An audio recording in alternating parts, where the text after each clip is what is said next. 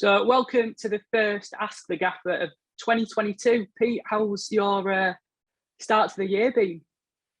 Oh, it's been a decent start, hasn't it? It's been a good start on and off the pitch for the football club, and long may that continue.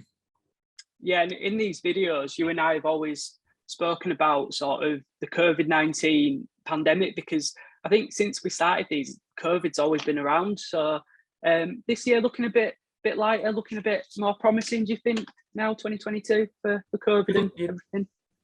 Yeah, you'd like to think so. I mean, we've gone back to twice a week testing as a league for a minimum of this month. So we'll see how that fares and see what challenges that brings up. But it's nice to see that we're all following the same protocols in football, and hopefully, like I say, we remain safe and we can crack on with the footy with people in the grounds. Yeah, and of course, during a couple of lockdowns, you were doing sort of calls with fans and stuff. How did you find that? Because I saw a recent tweet from Daryl McGibbon, one of the fans who you rang, and he was really positive about what your discussions and that kind of thing. How did you find that, those lockdown calls? Oh, I loved it. I mean, I anything to interact with our fans and anything to keep people's in a positive state of frame of mind and positive mindset. So if we can go any way to help in that, then fantastic. But I just like interacting with people. Talk to anybody and I'll talk all day if you let me. So I think it was positive for everybody all around. It proved that actually people don't dislike me, which is always nice. Well, they didn't say that on the phone anyway. They might have said that to the family when they put the phone down. But yeah, no, I loved it, and I'm happy to do anything like that to bring some positivity to the town. Yeah, that's brilliant. Like you say, that positivity and sort of keeping a positive mindset. And I think whilst we're on the topic, we must sort of just, go over that. If anyone is struggling with isolation, or, if anything is upsetting you, that there is obviously people out there that you can speak to, and I can sort of wheel off a few names, sort of like the Mind charity, where you can find them at www.mind.org.uk. There's the Samaritans on 116-123, which is a free phone number that you can ring. And there's also Calm, which you could contact on 0800 58 58 58 if you are needing any help. I think that's big, that, Roy, because unfortunately around our end, we're a lad that I used to play football against, and a lad that's well known around here, sadly took his own life yesterday. So people of Oldham, I'm still in a state of shock of what's gone on. So I'm glad you've mentioned that, mate, and please follow what Rohit's saying. Yeah, sorry to hear about that, Pete. Condolences, mate. And yeah, like you say as well, Pete, it's really important we sort of go over that, and we still try to remain positive, and we can. Yeah, we'll sort of speak about the football side of things then as well. And Pete, you were the Panorama National League Manager of the Week. What were you? Yeah, you are. What were your sort of thoughts on that, mate? First time you've heard about it? Well, listen. It's all down to the players on the pitch.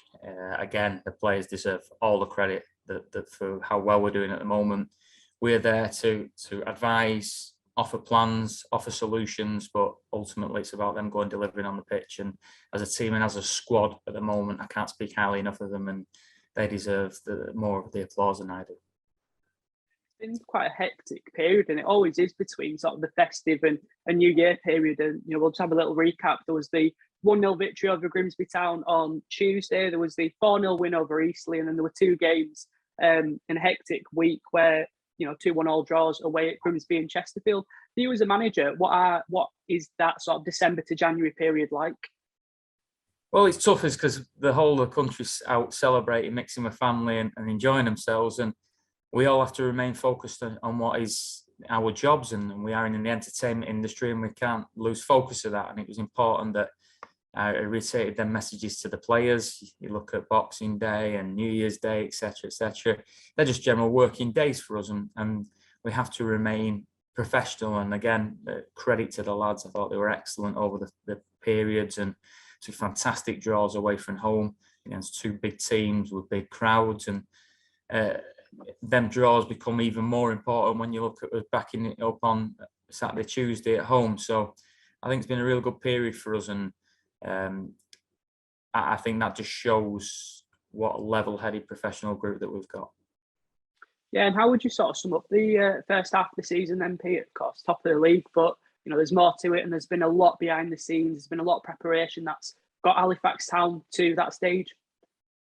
Well, I think if you split into the last 3 years, first year sort of crisis management, and then second year's around developing a plan, and third year's around implementing a plan. And I think our plan's more robust than ever. Listen, there's always chinks in your plan, etc.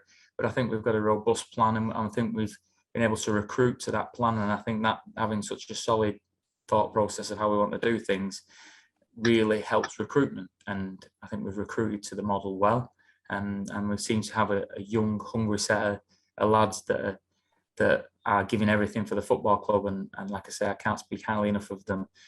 We're around that 2 points a game mark, and that's where I want to be. I'm using the 2 points a game mark more than I'm using positions in the league, because I think that's got more clout. I'm really pleased with how it's gone. There will be bumps in the road along the way, but we survived the first half of the season with very little bumps, and that's what really pleases me.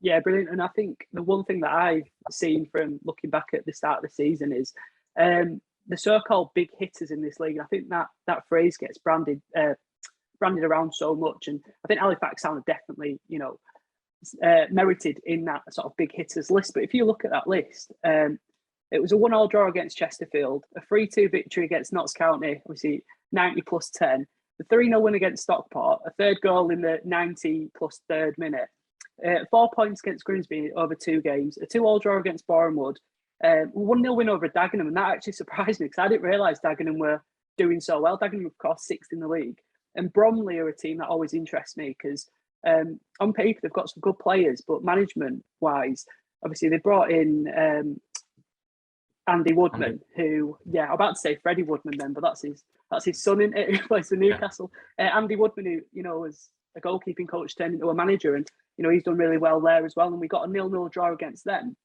We've only lost to Wrexham out of all the big hitters. So is that something you look into, or is that just more of a my side journalistic thing I'd look at?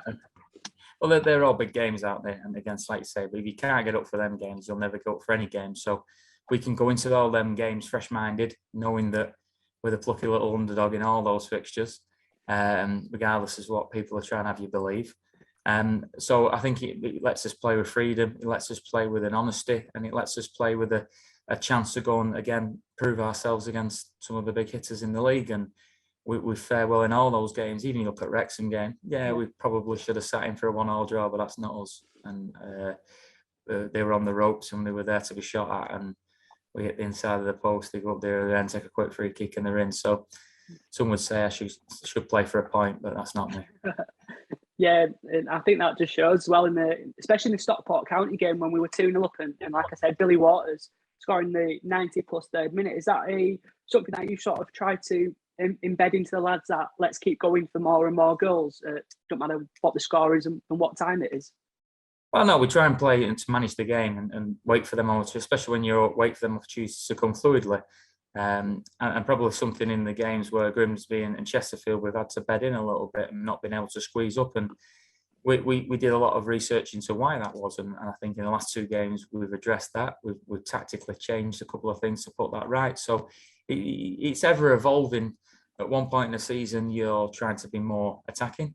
And then when you become more attacking, you leave yourself open at the back. So then you're trying to be more defensive, and it's finding that balance. And it's a constant swing of what you need to work on as coaches and what the players need to buy into. So some weeks we'll, like, over a month we might be saying, right, we need to be better defensively, and then we're not scoring as many goals. Right, we need to be, and that's how football is. And finding that balance is difficult at any level, but especially our level.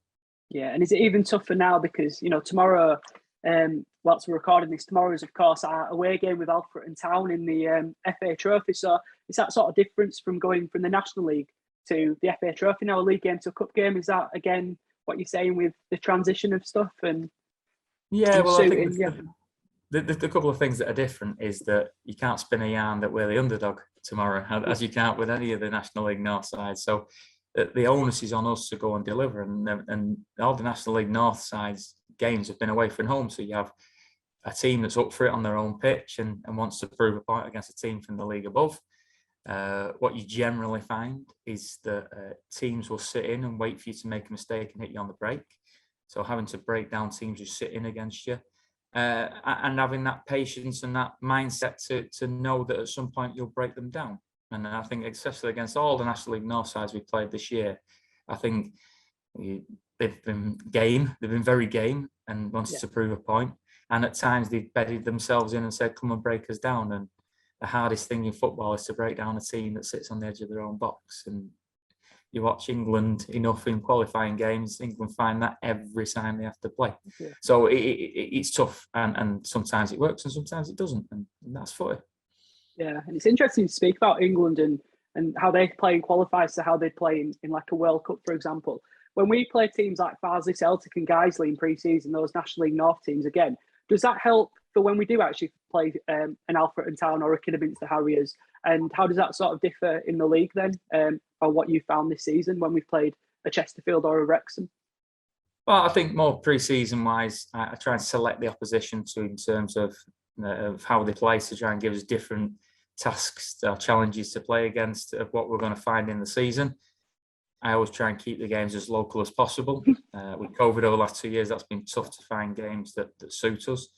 But also, yeah, it's a snippet into that. And with all these National League North sides we play, it's a snippet into recruitment as well, isn't it? Because we're always looking for the next one. And that gives us a chance to go and try and find the next one. And if we are victorious tomorrow, it'll be 3 wins away from the trophy final. And what I want to sort of speak about is that's 3 wins away from the trophy final. We're 2 wins away from the West Riding County Cup final, and we're top of the league. Is that a possible treble, do you think?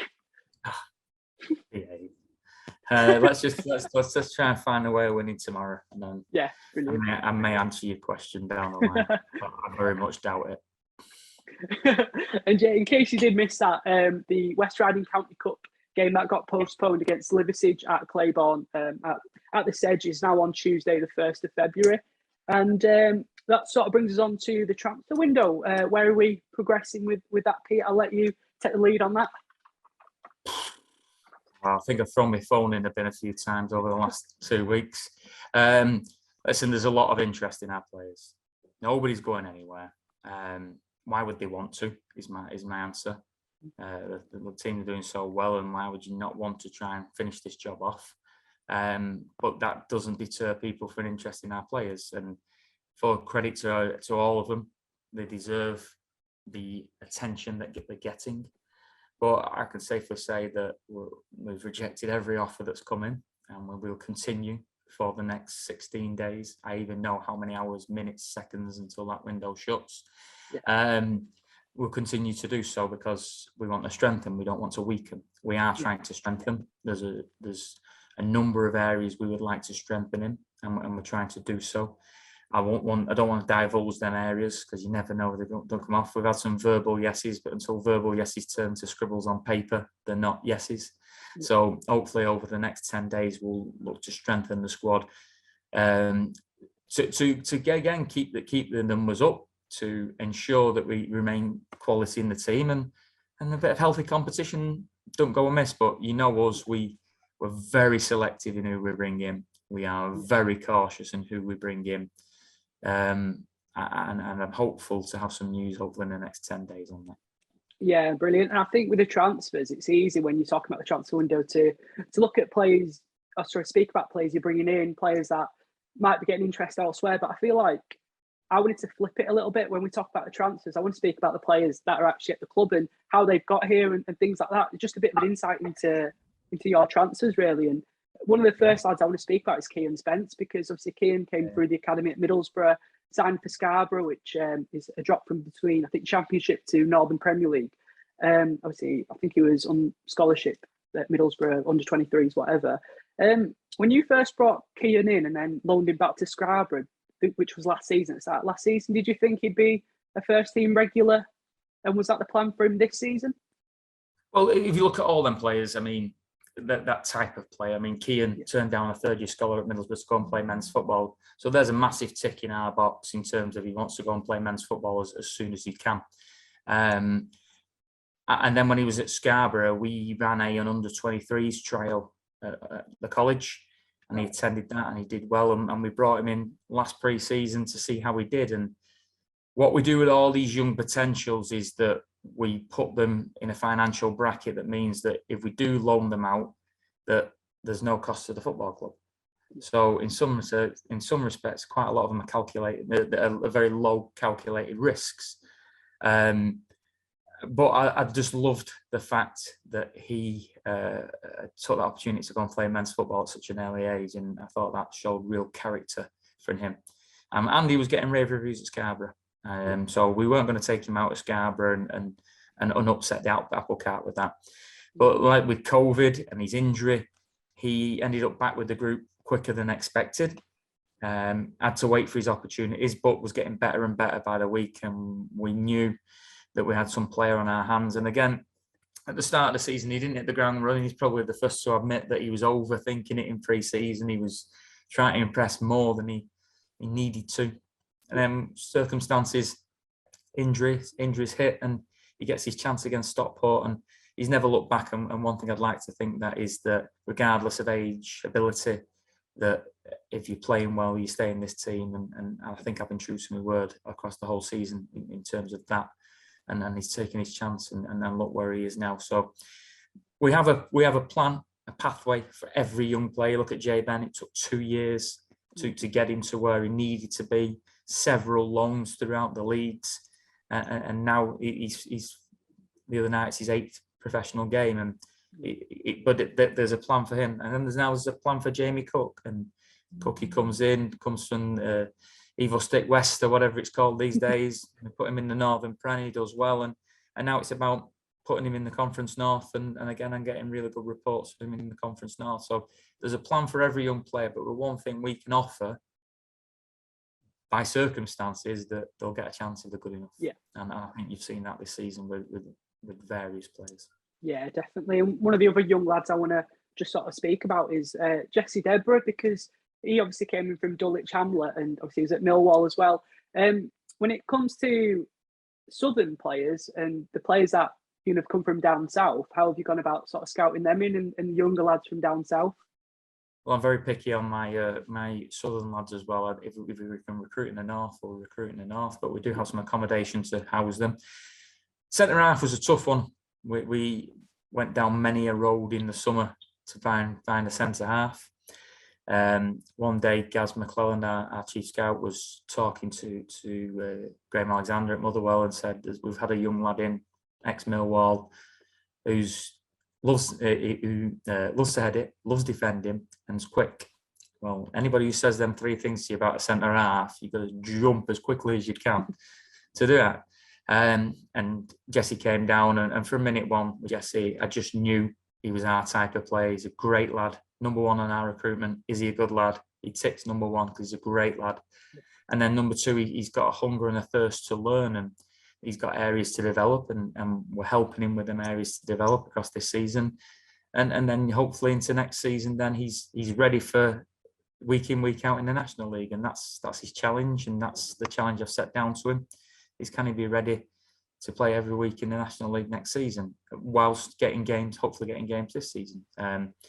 So another one that we exhausted every avenue on the centre half front, but now, because I'd like to think that we have a reputation for producing young players and knowing what it takes to produce young players, that people are now seeing us as a viable option to produce players, because more often than not we have the young players' interests at heart, and we get it right. Yeah, and just sticking with that the centre backs, and obviously last season we had Neil Byrne, Nathan Clark, Niall Maher, Tom Bradbury as the sort of main 4 who played probably the majority of the matches, and we lost Byrne to Hartlepool, and Clark, he retired. So for you at the start of the season, Jeff King as well at right wing back, and that's a wing back we lost, and then Danny Williams on the left side as well. So for you in the start of this season, and was there a thought of I need to play a new formation, that kind of thing? What was sort of your thinking on that? Because we have been playing a new formation from what we were last season. Yeah, I mean, at the end of the season, I'd sort of come away from the 3-5-2 because I thought we were getting very predictable. And if you stopped our wing backs, it was very tough to get down the sides of teams.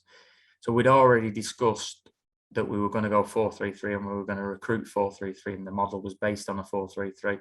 So we knew what we were going for. I knew that Niall and Tom were ready. And I said that to him in the summer. I don't feel I need to go and recruit anybody else as main centre halves, but I knew I needed to get backup for them, and that's what we did. We knew we wanted athletic fullbacks. We were always going to give Jay Ben a chance at right side, at right back, but we wanted two because of how athletic our fullbacks need to be. We felt we needed two fullbacks either side. We obviously let Danny Williams go because we thought Jack Senior was ready, so we wanted not to block Jack's path.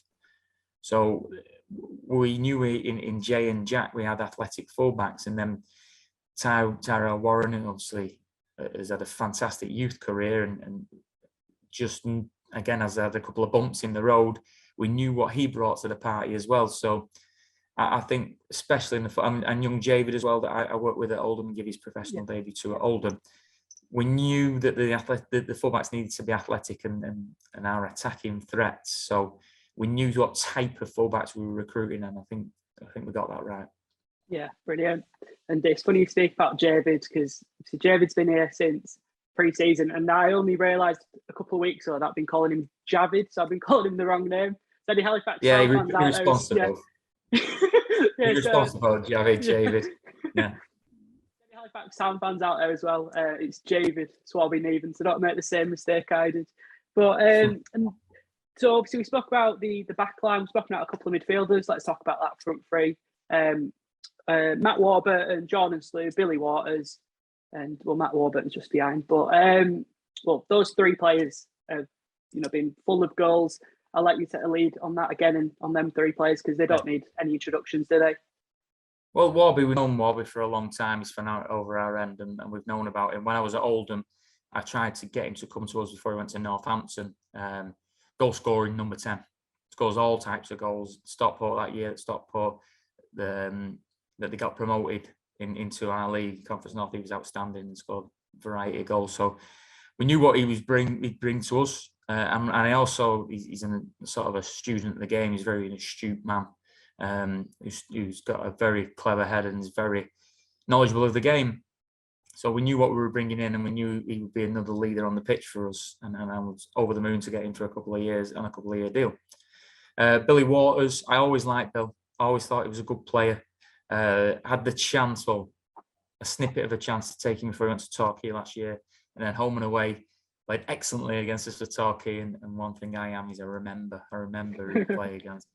And before the end of the season, I was speaking to his agent, and Billy wanted to come back up north, and I actually recruited him to play off the sides as one of like left side, right side, forward. And when we watched him pre-season, I just thought his movement's excellent. That's probably one of his biggest traits. Is his movement's fantastic. And in the National League, all centre halves want to play against a big lad because they want to fight him. And he gives centre halves problems they're not used to. And I really enjoy working with Bill. And when he doesn't score, what he brings to the team, we wanted to recruit players to be better at the Shea. We weren't good enough at the Shea last year, so we need athletic players to play at the Shea. And he fitted that bill for us to go and press higher and do things higher. And he certainly repaid everything that we thought in him. And then the last one, obviously, talk about Jordan. Jordan's had an excellent career so far, and every report I got of Jordan is he's top lad, and he's a great lad. And you look at him and Billy; they've had the most prolific seasons as goal scorers with us, which mean that we recruited right for the model. And again, Jordan, I think when you speak to any manager we come up against, they'll all say that they have a plan for Jordan Slew. So even if Jordan's not getting involved in the game or he's not in the game as much, he makes it 10v10 because everybody's scared of him. So I think that's, again, a compliment of where he's been. Yeah. And are you a fan of Jordan Slew's chant? Or... I thought they were booing him at first, I've got to be honest. I always say that, to be honest. I thought, I was like, oh my God, why are they booing one of my players? That's not a great start, is it? And then I worked it out. So yeah. I think a few in the media section of home games, when the away media come, they always a few of them always ask, are the fans booing him? And they're like, no, they're just shouting slew. But talking about the home games, well, obviously talk about Billy Waters coming in as a home player and improving that home form. Do you feel like the fans have done that? And I know that's quite a generic question because we missed them so much last season, but I think we've got to cover it, haven't we? Yeah, I think the fans have been fantastic this year. I think they've bought into how we do things. Still, some of them get frustrated, which baffles the hell out of me, but that's life. I love it when they try and tell us what to do. Well, we've done this all season. Why are we going to change now? We've got a plan. We stick to it. But all in all, they've been great. They've been fantastic, and they get right behind the team. And that drum gets going. And again, sometimes it takes them a bit to get going because I think they're a little bit nervous now, and there's a bit of nervous energy when they're going into the games. But it's just a process. Relax, enjoy it, pay your money, enjoy the game. Get behind us from the first whistle. Don't wait till we score and then relax. But yeah, they've been fantastic. We've loved having them back, and I think we've got a real good rapport with them, the fans, players, staff. I think we've all got a really good rapport, which is great to see. Yeah, brilliant. And the last player I want to speak about on this sort of section is Martin Woods, because Martin was announced yesterday that he's become a coach at Doncaster Rovers Academy. So well done, Martin. Obviously, he'll still be a player for us. And the thing I wanted to sort of touch upon that was we had a player pre-season. I won't name him. He was on trial with us, and you said you coached him when you were 19. So it just shows how many years you've been coaching for, and you're only still young. And Martin being a young coach as well, do you feel like you can sort of give him some advice and sort of help him learn that kind of thing? Listen, Martin's a very experienced, knowledgeable footballer who's got a lot to give, and I'm pleased he's took the route into coaching, because I think he's got a lot to offer in that respect, and I've used him over the 18 months he's been here to talk to him, to discuss things, to make things, how we can make things better, and he's certainly somebody in the group that helps our young players. He's very good with our young players and helps them to improve and gives them pointers of how they can improve, and I think he's a good lad for the young players in the dressing room, and he expressed that as one of his good traits when he came in, and he certainly delivered on that. So I think Martin's got a lot to give in the coaching fraternity as well as playing, because I'm sure he'd be the first to tell you he's not ready for giving up anytime soon. So I think like I say, any footballer that takes the coaching route, fair play to him, because they're putting back into the game that's given them so much. Yeah, fantastic. And that's all my questions, so we can get to the fans' questions. They're actually good ones. The good questions. So the first I'll be the judge of that, Rohit. That's how I'll be the judge. You saying the good ones and them being good ones. You're just trying to fluff them up. Come on, let's just see what they've got. It's because mine aren't good. Brilliant. So the first one is from Sean Nolan, and he asks, how do you find the balance of being confident as league leaders while staying grounded? I've never mentioned it. You lot all mention where we are in the table. I never mention it. We made a pact at the start of the season, staff and players, that we would just take every game as they come and just keep pushing away. And I've become obsessed with this 2 points a game mantra, and I will drive the 2 points a game mantra more than I'll ever talk about league positions, because I honestly think it's irrelevant at this time of year. I really, really do. I think it's irrelevant because, again, who's played what's all over the place. With the backlog of games, that means Saturday, Tuesdays, which brings its own challenges to teams that have to do that. But I'm just dead pleased we're ahead of. We've been able to continue our fixtures, and we're around that 2 points a game mantra that I want to be at. So that's hopefully what keeps us all level-headed, and with what we said at the start of the season. And our only focus is Alfred and away tomorrow, and that's all that matters, really. Yeah, brilliant stuff. And this one's from Alfie Bug, and he asks, after playing every team, which games in the second half of the season will be the biggest? All of them. I think we've got some big away games. I think there's some. I honestly, I watch a lot of League Two. I honestly believe our league's better than League Two. I think it throws up its own challenges every week. I think there's different challenges every week, and you can't be half a yard off, you get beat. Yeah, and so I think they're all big games, which sounds like a daft cliche. I don't really want to single any out, because, like you say, And our next massive game is Maidenhead away next Saturday. Yeah. And it's a good point you make there. What do you feel like the gap between the National League and League Two is? Because just get the League Two table up because I've not seen it for a while. Forest Green at top, I know that. Yes. And Oldham at bottom, and I know that. And I don't want to mention it, but I support Bradford City, and Bradford City are about 14th. That's why I've not been looking at it. But and so United are fourth. That's what I wanted to speak about. Yeah. See, won the league last season and fourth in League Two, so there's not that much of a gap, is there? No, I think the bottom end of League Two's very mediocre. I don't want to disrespect anybody, but I think it is, and I think any team that goes up generally does well, because you've got that bounce because you've won a league, and everybody that's got that bounce to go again. But I just think too, the finances, the exposure, the players that are in the National League now, I just think everybody who goes up generally does okay, or like sort of even better than okay. Yeah, fantastic. And Stephen Rushton asks, is there a specific area you're looking to strengthen in, or is it entirely dependent on who's available? No, I know exactly where I want to strengthen. I don't really want to disclose that at the moment because if they don't come off, then fans will hold that against me. But I'm hopeful, fingers crossed, of strengthening by 3 across the pitch. Yeah. So if I can do that, then it's been great. If I don't do that, I won't be too disheartened. I'll continue looking. Yeah, brilliant. And I think you'll like this next one. It's from the Halifax Town Supporters Club, and it says, "What's the funniest and most ridiculous thing you've heard being shouted at you at a game?" Also, has the amount of so many. And the second part of this is, has the amount of advice being shouted at you during a game reduced as we've progressed up the league? Advice, brilliant! What a word. Right. The one I can remember is Grimsby of the week, because I was telling my mates the other day, and they're all laughing their heads off. At Grimsby away, somebody shouted, "Wild, you ... Yeah.